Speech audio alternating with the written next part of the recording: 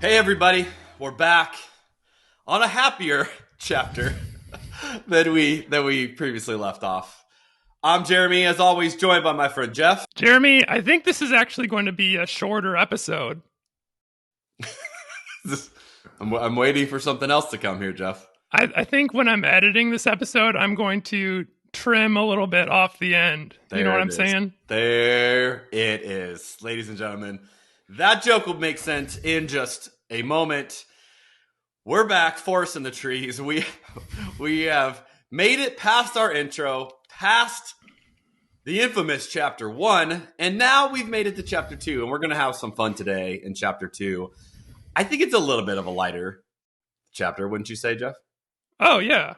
Yeah, totally. I think Paul has settled in. He's got a nice chill groove going. He's got his groove. Smooth sailing until we get to the trifecta here. Yeah, until we get later.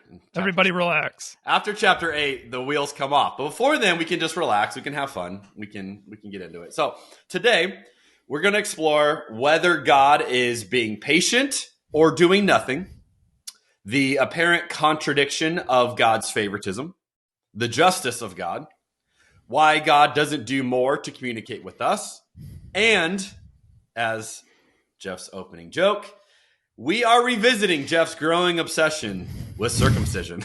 It's a huge topic, as it turns out. No pun intended. Size doesn't matter, Jeremy. Come on. Okay, let's redirect this before this gets way out of control. I'm going to set the tone here because in Romans 1, if you listened to our last episode, hopefully you did. If not, good time to pause the podcast. Maybe go revisit it so you're up to date. Romans 1, Paul lists a whole bunch of sins. There's one in particular that everybody loves talking about, but there's quite a few sins in there. And I just want to make this point. In case you thought that the sinners in chapter 1 were the focus, in chapter 2, Paul is going to pivot and aim it at religious people and call out their hypocrisy, which I think is great because I think the religious people, they love chapter 1. Let's focus on all the sinners, all the junk they got. But then quickly, let's just move past chapter 2 where Paul's like, yeah. But let's also talk about you religious people and your hypocrisy. And verse 24 in this chapter is a bit of a doozy. Paul says, no wonder the scriptures say the Gentiles blaspheme the name of God because of you. Basically, Paul is blaming the hypocrisy of some believers for causing others to disbelieve, and they now are blaspheming God. And I just want to say, good thing that stopped in the first century church. Yeah, how the turntables have turned. I mean, good thing the hypocrisy is over, Jeff, because that hypocrisy can, cause people to not believe in God. So I'm glad we don't have to deal with any religious hypocrisy today. Yeah, I agree. We've put childish things behind us, and now we're ready for the grown-up stuff. Oh, boy. No more hypocrisy. No more hypocrisy. Sadly, we continue.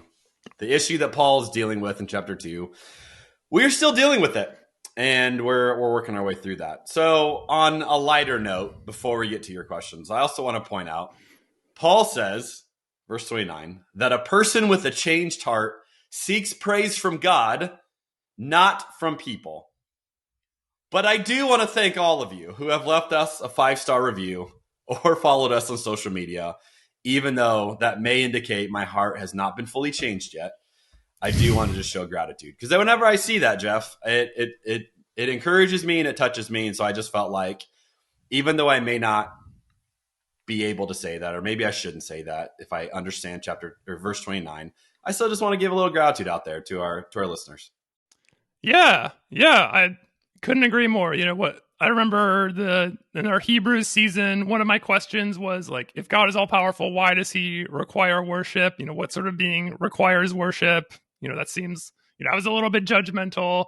And then of course I also thought of like, please give us feedback. Please give us likes on social media. Please give us 5-star reviews.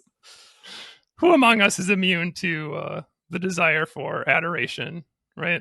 Well, evidently we still need our hearts to be changed because we're seeking more than just praise from God. We also are seeking it from people. So hopefully Hopefully we can fix that. But Jeff, I'm ready. Let's get into some questions. Chapter 2 is lighter, but we still have got stuff that you're taking issue with. So let's get into it. Yeah, there's a lot here. So I want to start in verse 4, which says, "Don't you see how wonderfully kind, tolerant, and patient God is with you?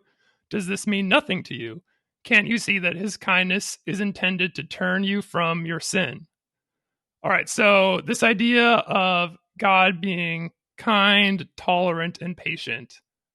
I just want to ask, is God patient? Are we sure? When this verse and others like it remind me of these really churchy phrases that people will use, like, "I'm waiting on the Lord," or "God's timing," or "God's not finished with me yet." This kind of thing where people will just talk about, like, I'm praying about a thing in my life, literally nothing is happening. And instead of saying, well, God must be doing nothing, not answering my prayers, we'll say, like, "Oh, he hasn't acted yet. This is his timing. This is God being patient with you."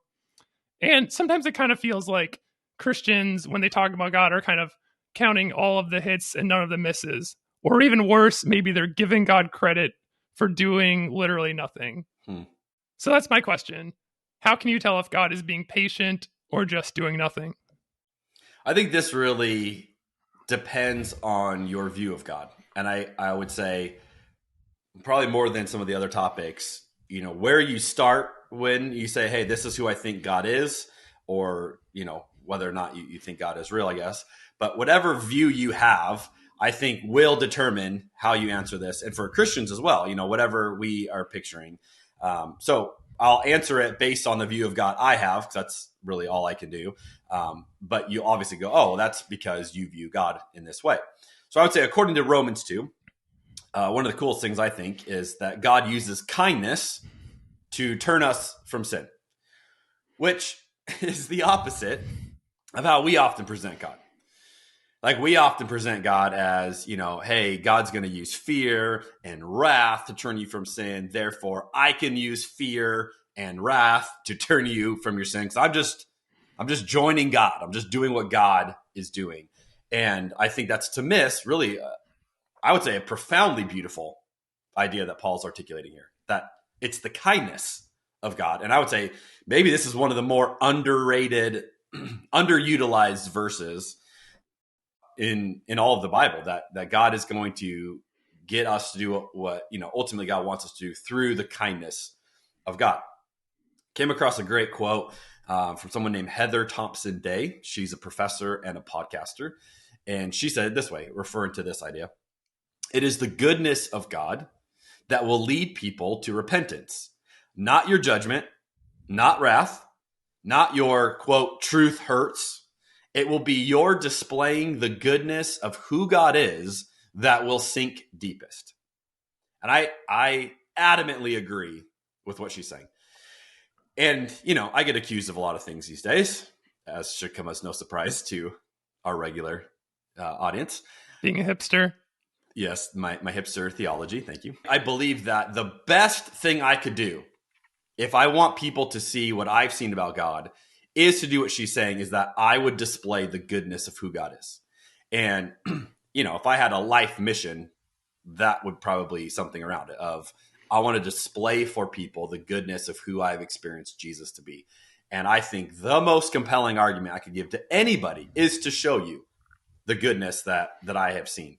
And, some people often say to me, like, oh, you're skipping over the hard parts or the bad parts or the uncomfortable parts.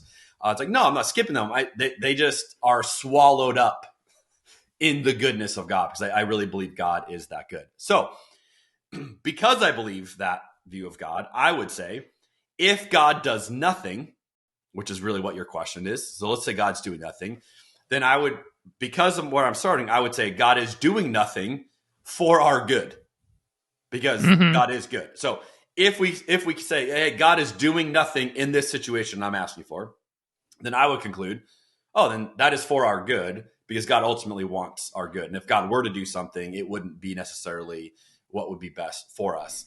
Now, a little spoiler alert, we're going to get to this in chapter 8, but to connect a comment that Paul's going to make later, in 8:28, Paul says this: "And we know that God causes everything to work together for the good of those who love God and are called according to his purpose for them.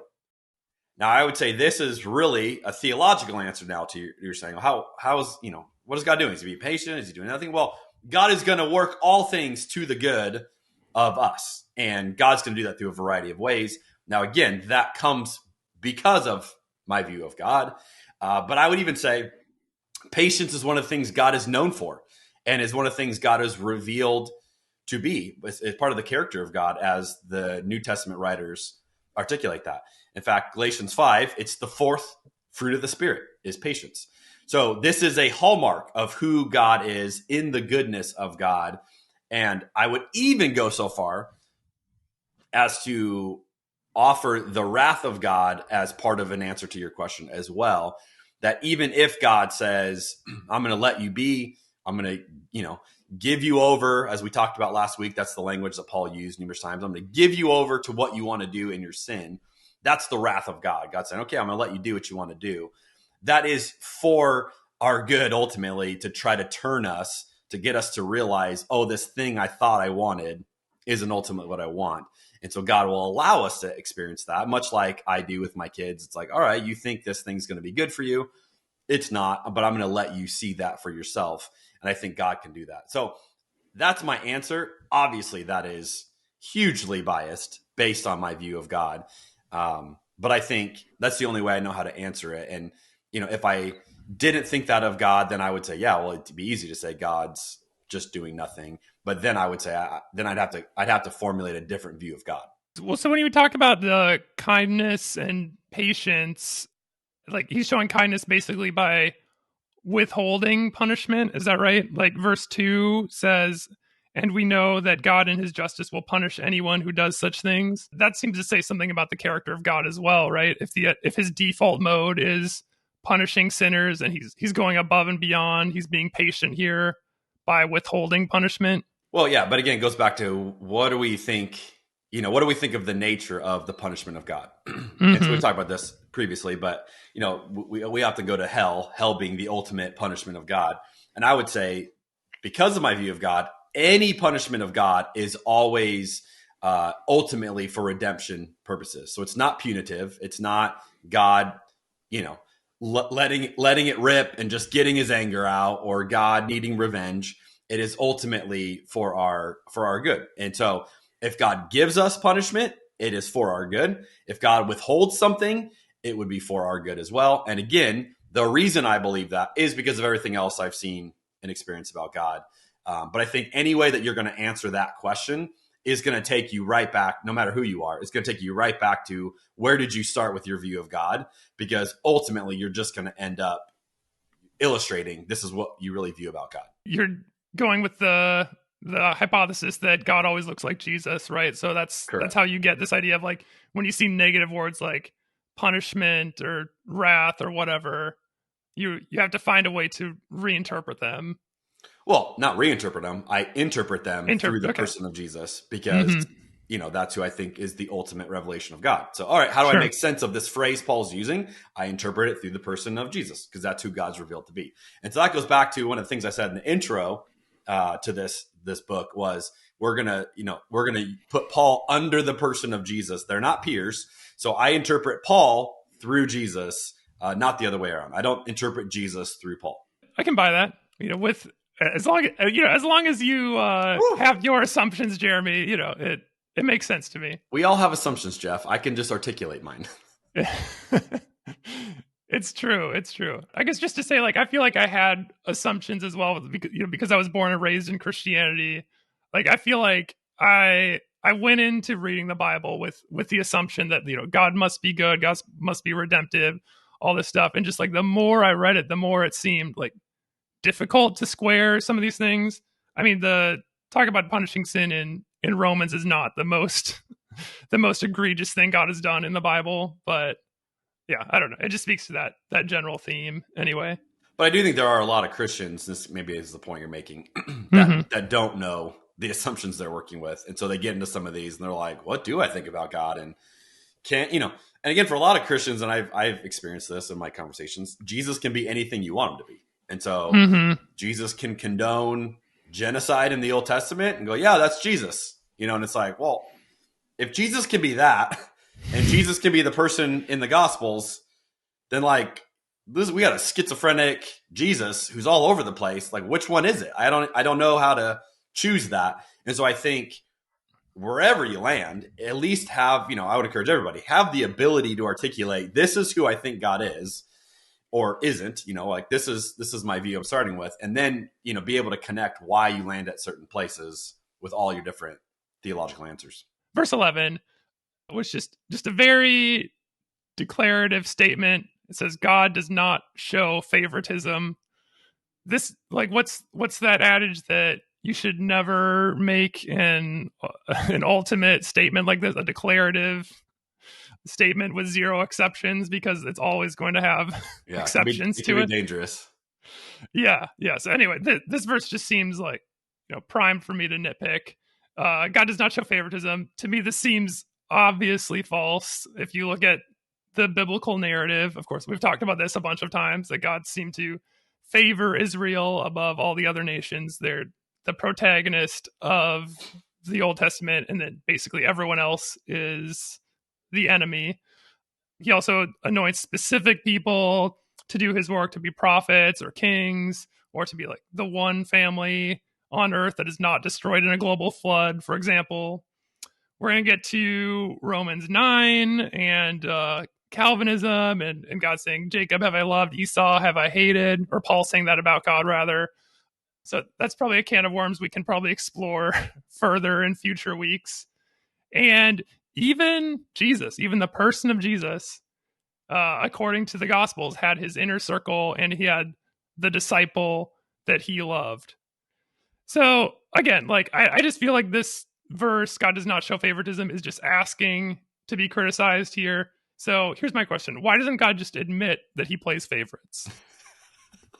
I got to tell you, and I read this question this week, I literally laughed out loud because you explained, where you were going with it. And I thought, you're absolutely right. Like just on an immediate surface level reading, you can quickly, if you know the Bible at all, you can quickly think of, well, what about, and you brought up a few good ones. Like, well, what about this, And so it does make me laugh. And this is where I think, this is why this conversation is good, Jeff, because you are bringing in to the conversation what, I think is a healthy skepticism of, whoa, if this means this, what about this?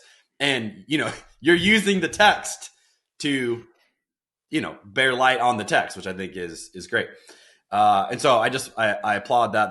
That's good. This is why, if you're a Christian listening to this and you live in Christian circles and you go to the same church with the same people every weekend, you can easily start to believe everyone sees God and faith in the Bible the way you do. And that's why these kind of conversations are helpful, because you sit with someone else and go, oh yeah, I mean, that's a little problematic. So hats off to you. This was a good poke. Oh, thank you. Yeah. Just people talk about the Bible. It doesn't make sense. How could a man live inside of a whale? How could there be a global flood? Blah, blah, blah. But I'm like, okay, whatever. Just make it internally make sense. Make the internal logic. Just agree with yourself on the verses. Yeah, agree with yourself. Exactly. Make it make sense, Jeremy. Okay, I'm going to try, Jeff. Okay. I'm going to do my best here. Did a little digging on this. Found some fun facts for you. Did you know that the word translated as favoritism has so far only been found in Christian writers? It does not occur before the New Testament, which means the word Paul is using here is apparently a Christian word made up by Christians. So we obviously have an English translation that, we've translated as favoritism. But the actual word he's using is a word that Christians invented, as far as we can tell, which I just think is kind of an interesting, historical way to understand this text. Paul's addressing a concept that either Paul created or the New Testament writers. There's nothing before this, and then really we've only seen it translated from Christian authors. Now, in the context of Romans 2, so the verses preceding what he just said, they're all about injustice. And, that's the context of what Paul's talking about. And then he brings this idea of favoritism. And I studied a little bit this week of where else does this idea get brought up? And all the other examples that I found were all in the context of injustice. So my answer is going to start with, I think maybe favoritism is not the perfect English word to describe the concept Paul's describing here. Because I would agree with you, favoritism doesn't work. It falls apart. That statement doesn't hold to be true if we understand it with the translation of favoritism. So I want to agree with you there and then posit a new theory of, can we create space for something else, given the fact that this is an apparently original word to the New Testament writers? So maybe there's some other definition of what Paul's trying to get at, and we kind of landed on favoritism and called it a day and didn't realize that doesn't really work. Now, I would say a few things. Yes, God absolutely, according to like a literal definition of favoritism, God absolutely plays favorites. And I would say this because of the text, and you referenced this. But, one of the themes we talk about this, one of the themes throughout the Bible is that God would pick people to bless in hopes that they would bless others. Now, that is a version of favoritism, but ultimately I would say it's not favoritism the way we often think about it. So favoritism we think about is usually in a negative sense where, I have 5 kids. If I were to play favorites with my kids, that would, you would think of, oh, he's picked one kid over the other kids. That is not okay. We would say that's bad parenting. Like if you got a really nice coat for just one of your kids, those really colorful. Stop quoting the Bible, Jeff. Gosh, I'm trying to answer your theology questions. You just keep bringing more verses in. Sorry. That's hilarious. Yes. Well done. Hat tip to you. Well done. So that, again, that's favoritism. And that story doesn't end well because of that favoritism. And, the brothers resent him. That's what happens when you have favoritism, which is why right. This is not, I don't think, the right word to use, because favoritism creates that kind of animosity. And you keep illustrating it. There's tons of examples of that. But if you look at why did God bless Israel, and, beginning with Abraham, what was the intent there? It wasn't to exclude the other people in the world. It was God's method of showing his blessing to all the world. And that would be like me saying, I'm going to look at my oldest son who's 14 and he can drive soon. I'm already thinking about that because we need help on the driving front. So I'm like, all right, in like a year and a half, you can, start helping drive, and then you get your license. It's going to be awesome. And I'm going to, let you have access to a vehicle that no other kid has. But the purpose of that is you're going to help us, drive your siblings around. So in one sense, you could look at that and go, well, you're showing favorites. You're letting one of your kids drive and you're not letting all your kids drive, right? You're like, oh yeah, like one kid has access because of the specifics of what that kid has. Like he's older and, he's able to drive. But ultimately, the point is I would want all of my kids to be equally blessed and equally experience that. And so I would suggest that when we think about favoritism with God, we think about it more in a holistic, what do we actually see in the big picture, not just in moment by moment where you'd say, well, yeah, they certainly got something that others didn't get. Because, Peter, James, and John were the 3 inner circles that, the inner part of Jesus' circle that you mentioned. But it wasn't to say Jesus didn't value or appreciate the other disciples. He was just entrusting, those 3, for whatever reasons he picked them, of like, you're going to have a little bit more leadership and, hopefully you'll help the others. And so I would suggest that's a good way of understanding God's favoritism. Now, there is one other way that I want to illustrate that Jesus completely changed the game in light of any type of perceived favoritism we might find in the Old Testament to the New Testament. And this might seem like a total curveball out of left field, but I'm gonna put a nice bow on this for us, okay? Okay. I want to talk about the weather. Does God control the weather? A lot of modern day doom and gloom preachers, every time there's an earthquake, every time there's a tsunami, it is, something happened. Literally, what was it? There was just some earthquake around the world, and I saw some preacher saying that's because of Sam Smith's Grammy appearance. Oh, really? And I'm like, oh my gosh. Like, okay. So even today, this exists within. It's not like they gave him the Dove Award, right? This is the Grammys. This is the secular distortion. Right. That would be an interesting twist. Yeah. To which, on a side note, and I didn't mean to get into this, but if you think Sam Smith dressing up like the caricature of the devil is evil incarnate, I'd like to show you the face of real evil, and it doesn't look like Sam Smith's Grammy performance. And there is real evil in our world, and if you're getting lost on that, I just want to encourage you. I think you're confused, but that's just that's bonus. That's a bonus, free for everybody. Nice. Let me go back to the weather. The weather. What's the deal? Does God control the weather? Well, here's the fun fact: in the Old Testament, God does control the weather. And it's interesting how God controls the weather. Let me give you just two examples. There's more, but I picked two good ones. Leviticus 26, 3-5. God says this to the people of God. If you follow my decrees and are careful to obey my commands, notice the conditional language. If you do this and you do that, I will send you the seasonal rains. Okay, this is transactional God. If you listen to me, if you behave, I will give you rain. He goes on. The land will then yield its crops, and the trees of the field will produce their fruit. Your threshing season will overlap with the grape harvest, and your grape harvest will overlap with the season of planting grain. You will eat your fill and live securely in your own land. If you listen to me, I'm going to hook you up. The weather's going to be great. And again, if you're living in an agricultural society where you literally, it's life or death, whether or not you have a good growing season, this is a big deal for God to say, hey, you behave, you listen, I'm going to give you this. Deuteronomy doubles down on this. Deuteronomy 11, verses 13-17.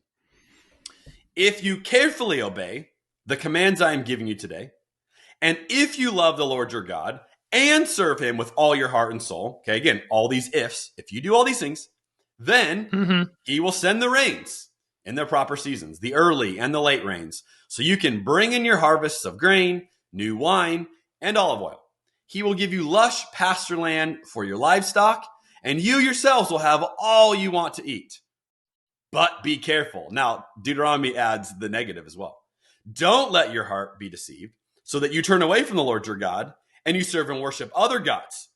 If you do, so not only not, we started positive. If you do the good things, if you do the bad things, the Lord's anger will burn against you. He will shut up the sky and hold back the rain, and the ground will fail to produce its harvest. Then you will quickly die in that good land the Lord is giving you. Now, this is, I think, pretty fascinating. That according to an ancient Near East Israelite understanding of God, God literally gave them rain or withheld the rain based on whether or not they were doing good, following God. So it is a very much, and I would say this is favoritism, because God is saying, if you're my chosen people, you do what I want, you will have better weather than the rest of the world. And, if I was another people group next door to the Israelites and I heard about this, I'd be like, well, what gives for us? Like we don't have a chance. Yeah. We're left out. These guys are going to get the best weather. And depending if they got the rain, if the neighboring nations got some of the rain as well, or if it was just over Israel, that'd be a big perfectly around Israel. Yeah, exactly. Like no drops get onto anyone else. Okay, but here's and there's more examples of that. But here's the fascinating part. When you get to the New Testament and you get to Jesus, all bets are off.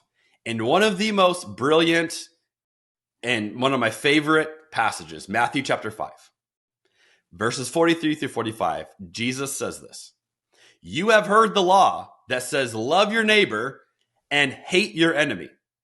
You could say that is morality in the Old Testament. Love the people that love you, hate the people who hate you, and most of us operate on this today. But then Jesus says this: but I say, love your enemies. Is there anything that would break favoritism more than that? Love your enemies. Okay, Jesus, that's weird. Nobody wants to love their enemies. Well, it gets more. Pray for those who persecute you. So when someone's actively doing something against you, pray for their good. Pray for God's favor to be upon them.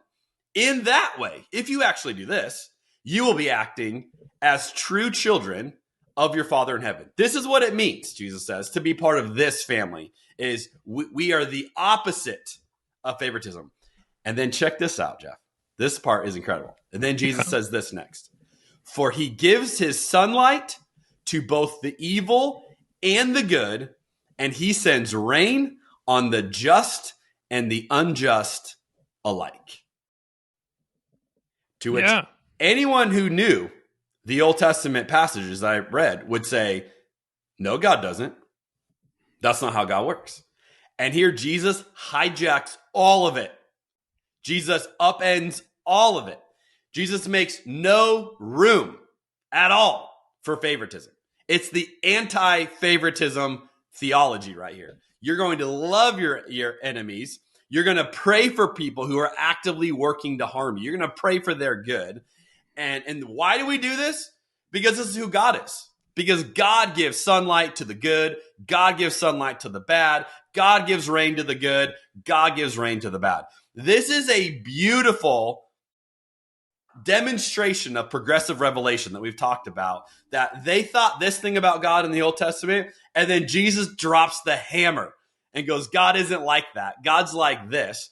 And if you understood this, there really is no favoritism in the sense that we often think of as favoritism. There is God wanting the thriving and the blessing of all people, and God will use people like us who are in the family to bring about this radical upside down type of kingdom. Yeah. Classic Jesus just saying, like, you basically wasted your time reading the Old Testament because none of it applies. For the record, that was not the point I made. It's no. It's like jazz, right? The notes that are disharmonious, that are out of key, that they make the tones all the richer, right? Something like that. Okay, I can go with that. I don't know. I know we've talked about this before. This is kind of like a classic thing about the Bible that you could either say is a strength or a weakness depending on your assumptions, right? The way that it kind of disagrees with itself and has multiple worldviews depending on the author. Absolutely. Yeah. But if we interpret it through Jesus, which is what I do, I think you have a killer way to answer your question and say, no, God doesn't actually show favoritism in the sense of the way we think of favoritism. Yes, God does pick people. God does bring people into unique situations. But ultimately, the heart of God is never to bless one person and not bless the other. Yeah. And I suppose, would you say like the afterlife comes into play there as well? Because obviously some people have much better lives in this world than others, right? And some people absolutely say that. And the fact that I believe God is going to redeem all people further speak to the point of there is no favoritism. So even if you didn't get to experience, what we would think of as a healthy relationship with God in this life, or if your life was filled with suffering, I think God absolutely makes that up to you in profound ways for all eternity. And that, again, if I didn't have that view, I would be more prone to want something like karma or some way of explaining, injustice today. But because I can say, no, I think this is who God is revealed to be, because this is who Jesus reveals God to be. Like that's the heart of God. Like literally gives the evil people sunshine and rain as well. Like, and if you're you're an ancient Israelite listening to this at that point, you'd be like, no, we get the sunlight. We get the rain. Like that's one of our perks. And Jesus is like, no, that's not how God works. I can see how it would be frustrating for other people, especially if they spent all this time, having the wrong worldview that was apparently like the revealed word of God. But, I understand the Jesus flips everything on its head interpretation of things. So that makes sense. That's a good answer. Thank you. verses 14 and 15, even Gentiles who do not have God's written law, show that they know his law when they instinctively obey it, even without having heard it.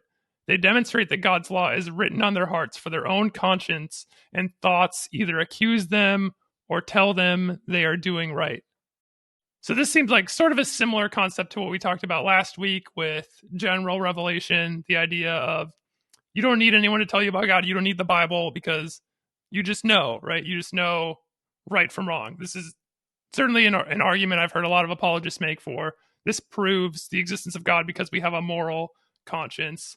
And again, like general revelation, I agree to a point, because I would say, yeah, any society of humans, whether they know about Christianity or not, will figure out for themselves murder is wrong, stealing is wrong, lying is wrong. They're certainly not going to come up with some of the Old Testament laws like don't wear mixed fabrics, don't boil a goat in its mother's milk. Come on, Jeff, you don't think those are obvious? It's written on your heart. Yeah, you know it to be true. Just search your feelings, Jeremy. So we don't need to litigate some of the weird laws of the Old Testament, because that's kind of a classic objection, and we don't have time for that. But I'm going to bring up some of the seemingly very important things in the Ten Commandments. So the first three are have no other gods before me, have no graven images, and don't take God's name in vain.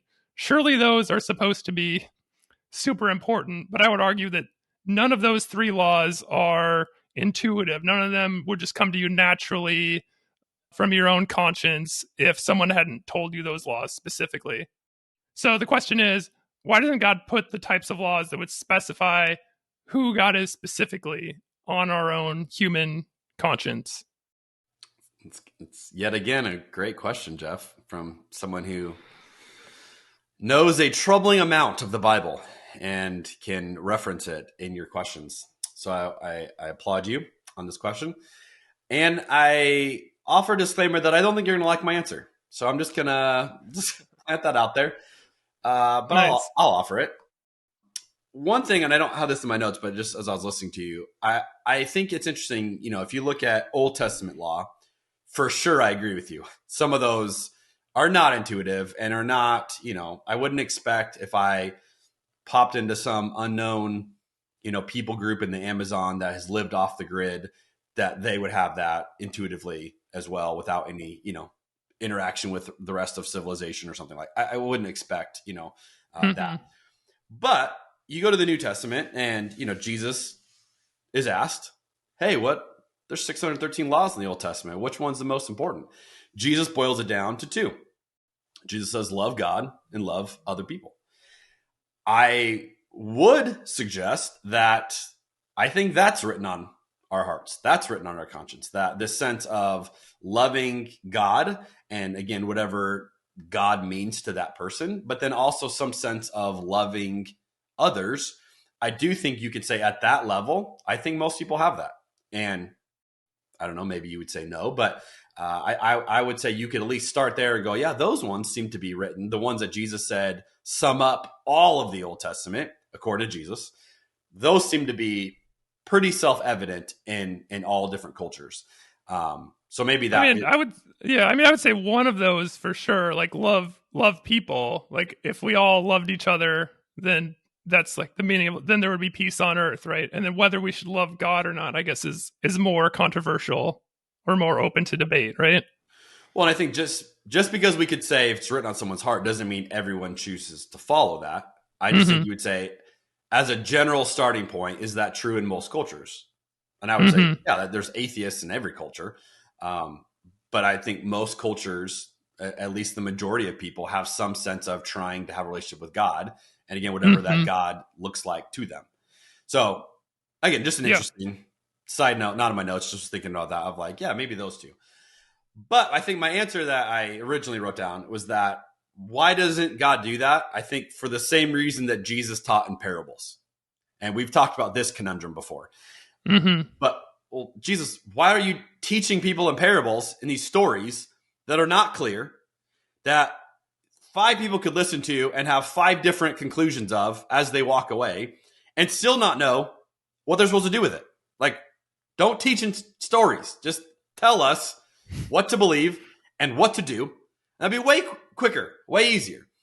But Jesus doesn't. He teaches primarily in parables. So I thought, all right, I'm going to let Jesus answer. Why did Jesus teach in parables? According to Jesus, okay?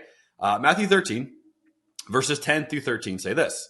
His disciples came and asked him, why do you use parables when you talk to people? I think they had the same frustration you have. Just make it clear. Why you keep telling stories? And Jesus replied, you are permitted to understand the secret of the kingdom of heaven, but others are not. To those who listen to my teaching, more understanding will be given, and they will have an abundance of knowledge. But for those who are not listening, even what little understanding they have will be taken away from them. That is why I use these parables. For they look, but they don't really see. They hear, but they don't really listen or understand. Now that, I would say at best, is a bit of a confusing answer that Jesus gives here. But there seems to be two takeaways. Very on brand, though. Yeah. Okay. There seems to be at least 2 takeaways that you can get from it. One, it would seem that this is an element of true faith from God's point of view. So something in this and God communicating with more of a vague story that invites us in without, XYZ connect the dots seems to be part of faith. And it also seems to me to be a component of free will. That I can see something, I can hear something, and I can choose my response to that and not have one automatic response, right? Like if a lot of times Christians want to believe like, well, if we really saw who Jesus is, then everybody would be a believer.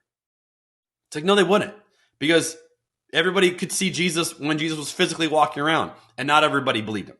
Read John 6, like people walk away after seeing Jesus do miraculous things. So just because you see Jesus, even in person, doesn't mean all your questions are answered and it all makes sense to you. And so I think this is some element of faith and some element of free will.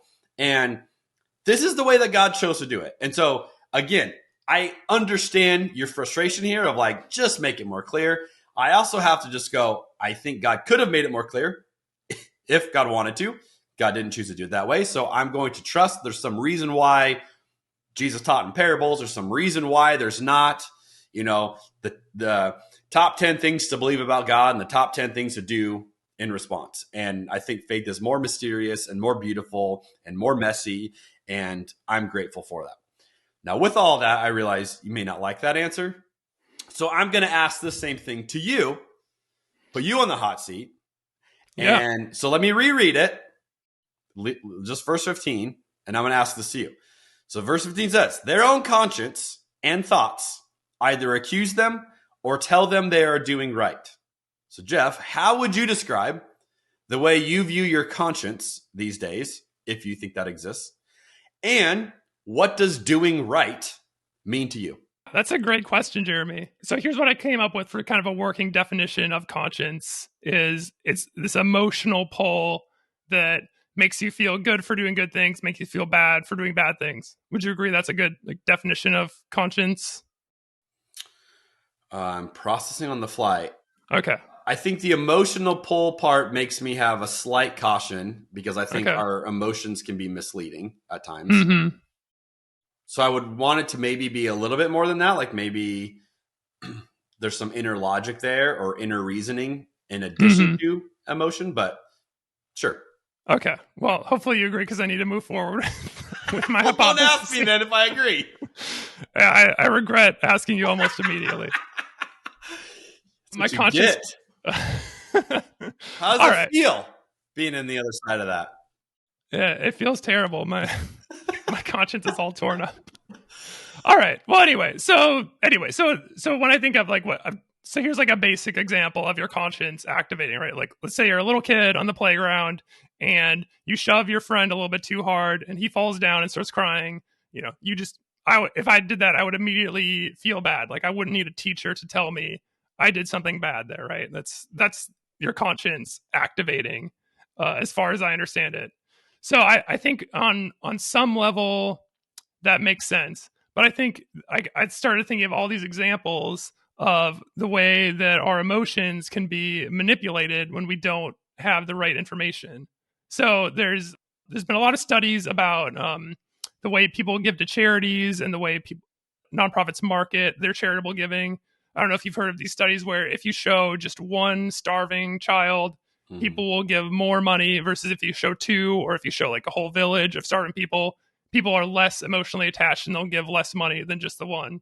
Even though logically, the more people you help, the better, right? To try to think about ways that I feel a lack of conscience for doing bad in my own life. I think about, I read articles and I'm aware of the whole problem of fast fashion, right? But just a couple of years ago, I became totally obsessed with buying these brown t-shirts from Walmart, right? And I just couldn't believe how inexpensive they were and how much they were just like the perfect shirt, exactly what I wanted. I would just buy them up. I would always check and make sure they were in my right size, right? And it wasn't until like years later that I even stopped to consider the environmental impact and the human suffering caused by me buying these very inexpensive t-shirts. How many of these t-shirts do you have? Oh man, I got a closet full. It's a problem. Like let's put a number on it. Oh, I don't know, probably like a dozen. I don't know. Okay. I don't. So so just personal goal of mine is like to not buy any new clothes for as long as possible. Anyway, also in terms of environmental impact, recycling is something that is basically designed to alleviate guilt, like to clear your conscience. Like as long as I put the plastic bottle in the correct bin, then I have contributed 0 plastic to the landfills. But of course, the more you research and learn about recycling and the limitations of the recycling process, the life cycle of plastics, the more you learn that your conscience should probably not be as clear as you think it should, because a lot of that plastic, I'm sorry to say, that you put in the recycling bin is still going in landfills. All right. One more personal story about trying to lower environmental impact. A couple of years ago, I started riding my bike to work. And I was really proud of myself. I thought, this is so cool. I'm not driving. I'm reducing carbon emissions, blah, blah, blah. So aren't I so great? And then I started reading about animal products, meat consumption. And I learned that consuming meat is 5 times more has 5 times more environmental impact than driving a car. So that was the reason I went vegetarian in the first place, was I realized, if I'm going to be on my high horse and bragging about not driving a car, but I'm still consuming meat, without the information, my emotions were not telling me what was right, what was wrong. Okay. So, and I wanted to share this quote from the book that I was reading. It's called Eating Animals by Jonathan Safran Foer. It says, "Compassion is a muscle that gets stronger with use, and the regular exercise of choosing kindness over cruelty would change us." Okay, so the book talks about the environmental impact, but also talks about how we should have compassion for animals. And honestly, when I first stopped eating meat, it was not because of the animal rights issue. It was because of the environmental impact.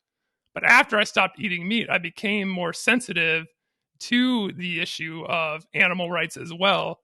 And so that I found this quote to be true in the sense that it changed my perspective on it gave me a change of conscience in a way once I had more of the information and once I began practicing it more. So just all that to say, I feel like the human conscience in and of itself is not completely reliable to help us determine right from wrong. But I think there are ways that we can game the system once we obtain more information and start practicing more virtuous things. So you're saying essentially what it's all based on is your study of reality, facts, learning more. How do you know that, the environmentalism is obviously a passion for you, but how do you know that's more important than some other need that, maybe something else in your life is contributing to some other problem, but that problem doesn't bother you as much as environmentalism? how do you make sense of, well, why is it environmentalism that's the top? Or, how would you rank them if you had to compete? Like, hey, I'm about to eat something. It's either going to be bad for the environment or it's going to be bad for children. You know what I mean? Like, you had to choose two things of like, how would you make sense of, well, which one are you choosing then if they both are going to have some type of a negative consequence? Sure. So I feel like you're asking me a little bit about like objective morality, like where does morality come from, kind of, or how do you decide what is the greatest good? I guess for me, like environmentalism seems clearly to be at least one of the most important things that we can be concerned about, because if we don't have a planet with human life, then all other human suffering won't matter anyway. So, obviously some people don't really agree with that, or some people think like concerns about environmentalism are overblown or whatever, but I don't know. Yeah, that's what I believe based on the information that I've processed. So would you say logic? Like you've logically, made that conclusion? Yeah. I mean, what I'm saying is like you combine the logical aspects of like ethics with the emotional aspects, right? Like, because I'm talking about like if conscience is the emotional aspect, or maybe you would say that it's a combination of the two. But I'm saying you can't rely on the emotions in and of themselves, but the emotions are still important. You just need to check them against the logic, I suppose, and see if what you're doing is truly right, or like I was saying before, it could be possible to think that you're doing something good, and then once you check the facts, you realize you're actually doing more harm than good. Totally. And that's why, when you originally asked about conscience, I'd say if it's only emotions, then I think it's going to be inadequate, which you ended up going into that. Mm-hmm. But I totally agree with that. I would say, as a Christian, I would connect my conscience to the Holy Spirit, indwelling inside of me. So I think the Holy Spirit uses my conscience as well, which then means there can be things that I may go, oh, what I just did was wrong. And it may not be because my own emotions told me that. It may not be because my own reason told me that. It may be because the Holy Spirit prompted something in me of like, that wasn't right. So I would say, as a believer, I would add another element that you probably would not, and say, I think the Holy Spirit, in addition, is a catalyst for me to realize and self-reflect and go, hey, something about that doesn't feel right. And then I would, see where my emotions go, see where my reason goes, see where my logic goes. Like I would then, pursue that as well. But there's another component to me where there's sometimes like, I don't think my own reason or my own emotions would have flagged anything, but there's something that felt off about that. Or, I see someone and there's something that all of a sudden pings in me. It's like, whoa, I got to go talk to them. Right. And it's like, I can't explain that. And it's not just an emotional feel. There's something else. But that's why I think it's interesting to have these conversations. It kind of goes back to the question I asked you last week about like, well, if you're an atheist, how can you have a sense of morality? It's like, there is some sense you have of morality, obviously, and what's right. And you would say, the environment is something worth pursuing and worth sacrificing for. And, and it's coming from somewhere. So I just think it's interesting to hear you articulate that. And so I appreciate that. Yeah. And we had, several episodes ago, I asked the question of like, or I had an objection to Christianity about like, it tends to cause people to not really care about environmentalism because of like the doctrine of we're getting a new heaven and a new earth anyway. Right. Or, I'm oversimplifying it, but I would say just like the data seems to back up the idea that Christians don't seem to care at large about environmentalism the way that, the secular world does. And of course, like, I don't know if I'm right about that. It's possible that the conservative climate denier Christians are correct and that, us liberals are overly concerned about environmentalism and we shouldn't be.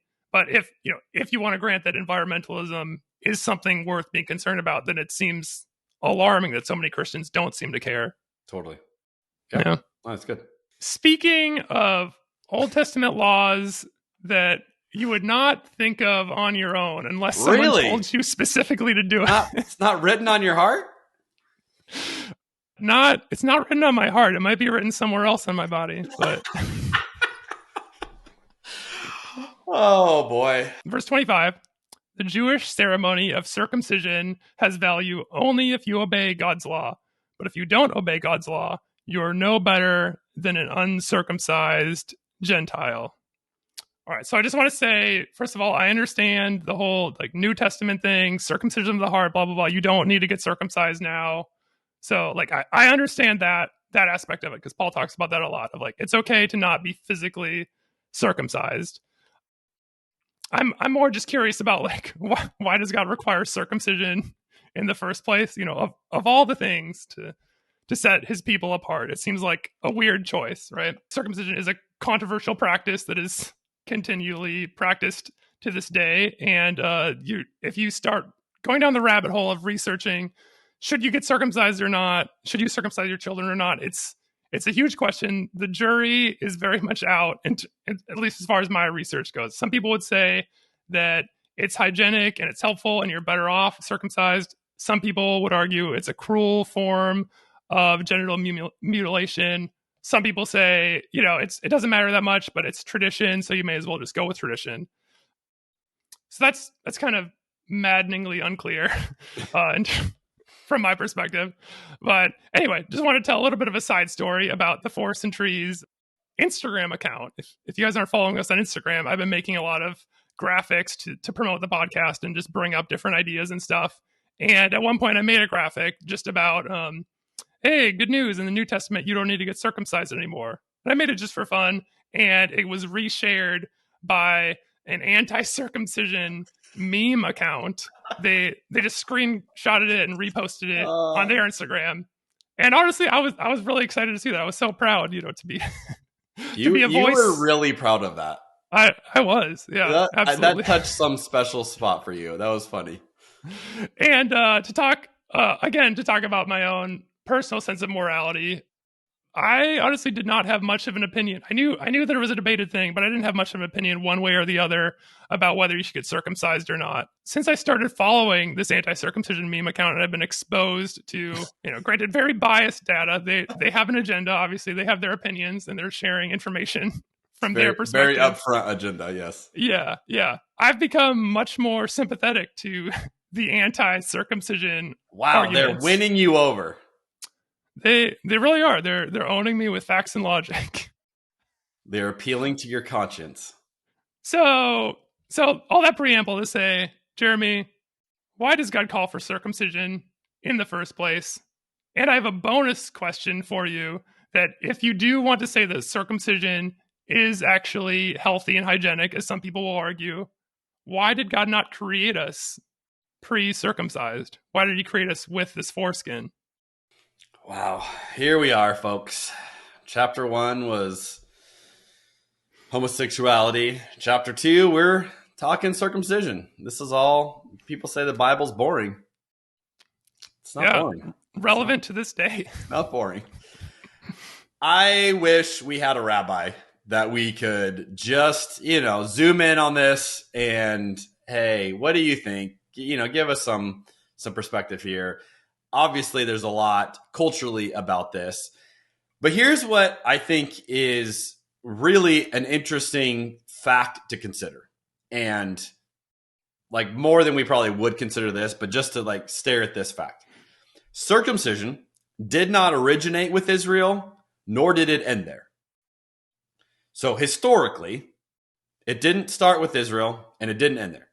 Now, I think that's interesting because I think what we often want to do is say this is a real characteristic of the Israelite God. Mm-hmm. And I'm going to push pause on that and go, is it? Or is this a cultural thing that, obviously got woven into their relationship with God? And if it was, something that God was so passionate about, why did Jesus not come preaching the merits and going, really, this was all about, being circumcised? So I'm just I'm going to posit that theory that maybe this is more cultural than we realize. The Egyptians practiced circumcision. So we know other historical nations that did this. So this wasn't a unique, this is only Israelites, that have discovered this and do it. Ishmael who was not a part of the covenant. If you know the story in Genesis 17:23, Ishmael was circumcised. So we go, okay, well, he wasn't a part of, this whole thing God was doing and what later became the Israelites, but he was circumcised. So I think it's worth trying to figure out, and again, this is where a rabbi would be interesting, of like, how much is this a cultural part of the Israelites' identity? And, who they were, who they are today, that then, had these spiritual dynamics added onto it. And now we're left kind of trying to make sense of all of it because it's very different in the New Testament, like you said. And this is not the same thing.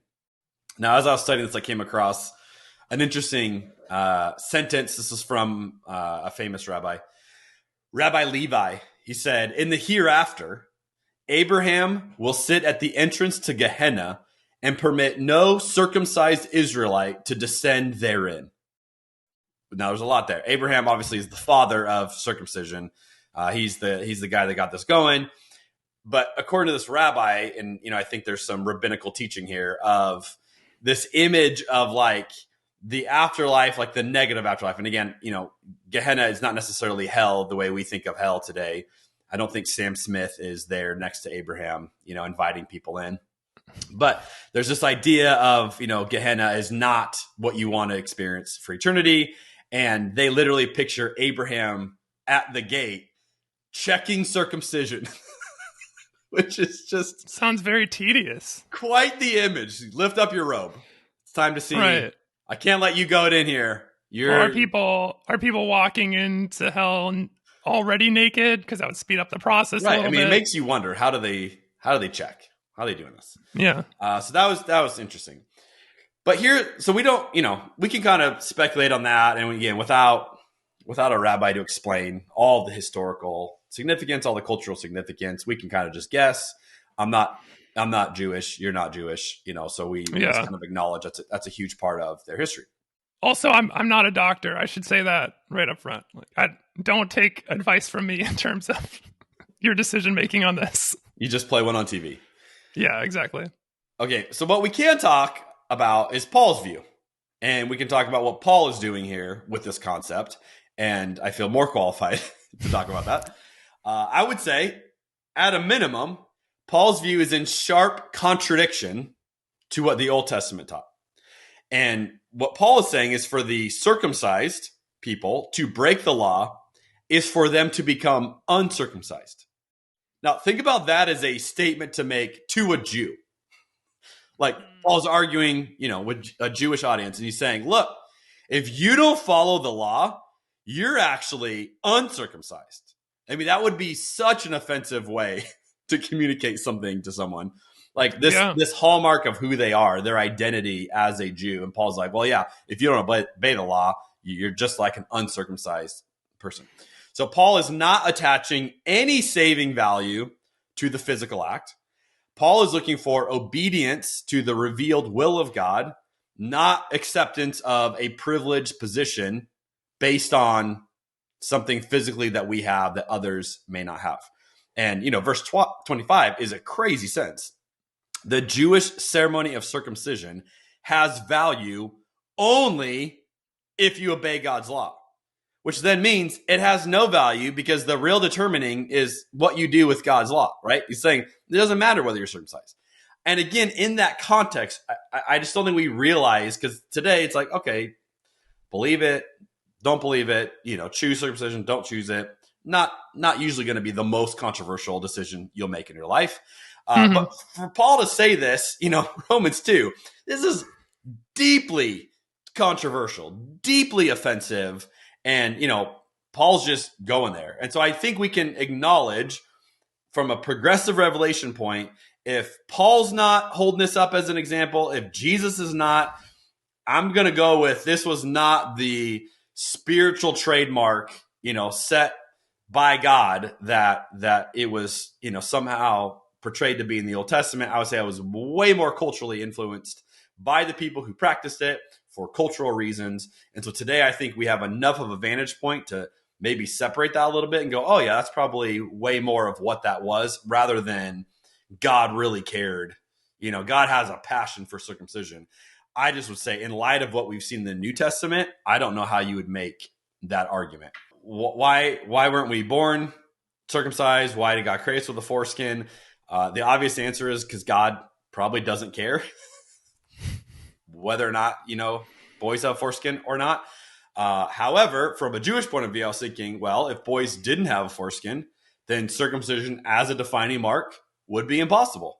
So they might say, God gave us this so we could do this to mark ourselves as part of God's people. Might be a possible explanation from a more Jewish or more pro-circumcision argument.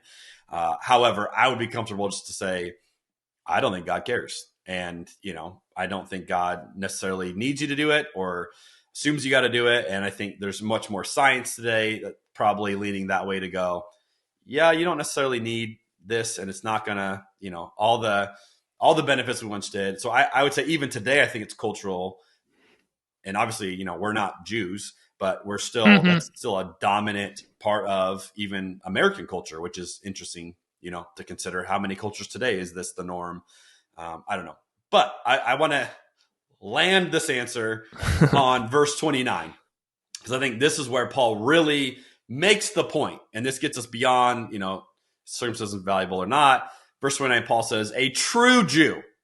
Now we're doing elevated language here. Okay. So the model Jew, a true Jew is one whose heart is right with God.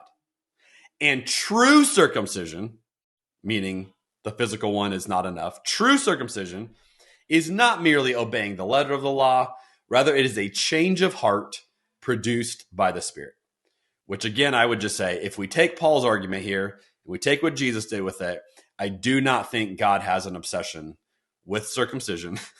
And I think that's what we're left to conclude. And I think in a culture where it was such a hallmark of God's people, this was something the early church had to wrestle through to allow people to move beyond what they knew.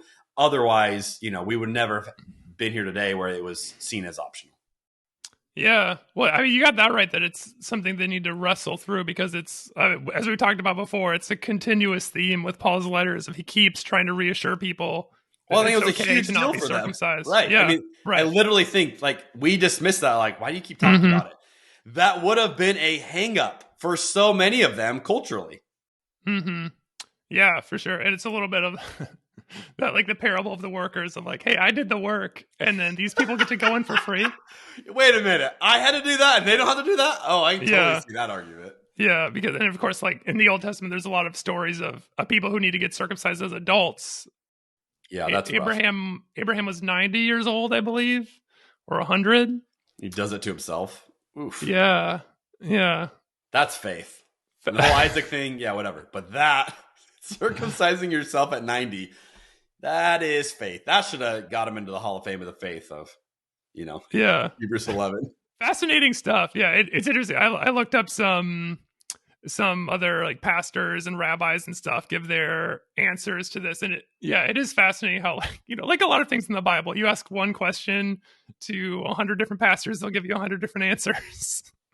Yeah. One question I was wondering about the whole setting the Jews apart thing was, it wouldn't be a very good indicator to set them apart unless people are walking around naked. You know what I mean? How would you? So I remember this was check for that. This was a question that somebody asked in a seminary class. I remember because it was such a funny moment. But the professor was lecturing on just this point of like, this was the defining mark of what made a good Jew, whatever. And someone just raised their hand in class and they were like, well, how would you know? Like you picked a mark that no one can see. Like, yeah, exactly. How would you know? And I'll never forget, without skipping a beat, the professor just goes, you look under his toga. And it was like just this phrase that like came out like, you look under the toga or something. I was like, wow. Yeah. I think that is the irony of this. Now, I think culturally, again, because it mattered on which day boys were circumcised. So there's a cultural thing, like you would have known as a child that child has been circumcised. Yeah. So I think the real answer is, in that culture, they would have known from the moment you were born whether or not you were circumcised, because there was a whole ritual to it. And if you didn't follow the ritual, they would have known you didn't get circumcised on the 8th day. Whoa, this is bad. And again, Jesus was circumcised. We know this Mm-hmm. on the 8th day, right? So maybe that's where some people were like, well, it's good enough for Jesus. I asked my uncle this because I was spending some time with family this weekend, and he's a retired pastor. I loved his answer. His answer was that he wanted Abraham to be reminded of the promise, so that every time he took a piss, he would see the mark and be reminded. I thought, okay, yeah, that's a pretty creative answer. Oh yeah, wow, we're still doing this. Okay, yeah. I wish I would have thought beforehand to ask about the whole story with Moses and Sephora, where God wants to kill Moses. Are you familiar with the story? You heard it? Yeah, where God tries to kill Moses all of a sudden, and it's like this abrupt verse out of nowhere. That seems right. Just because when at one point you said God doesn't care about circumcision, this seems to be one of the cases where God very much cares about it. But again, I suppose we're going according with your hermeneutic of right, according to how they understood it. Throw the Old Testament out. None of that stuff matters. Not throwing it out. We're submitting it to the person of Jesus, Jeff, like we do every week. Slicing this question off, and we're laying it at the feet of Jesus, and we're hoping that God will be. You didn't even bring up David and his foreskin journey. Mm-hmm. I remember in Bible college, like the story of Elijah and the bears, I feel like was everyone's favorite go-to, like ludicrous Bible story to laugh about. And more recently, I feel like it's the David collecting the foreskins is everyone's favorite Bible story to make memes about. Okay, I think I got all my questions and all my circumcision jokes out of my system. we did it. It was a delightful discussion, as always. Any closing words for us, Jeremy? I just want you to be a true Jew and practice true circumcision, Jeff. Okay. True circumcision. You got it. You just need a change of heart. A change of heart. Yeah. My heart is changing every day or every week when we do this show. Perfect. Then we're doing it. All right. Perfect. Well, appreciate everyone bearing with us and listening this far. And thanks for your reviews and your follows on social media as well. You know, if you want to, not that we need your adoration, but if you want to give us a review and give us some love and tell all your friends about the show, we do appreciate it. And we will be in chapter 3 next week.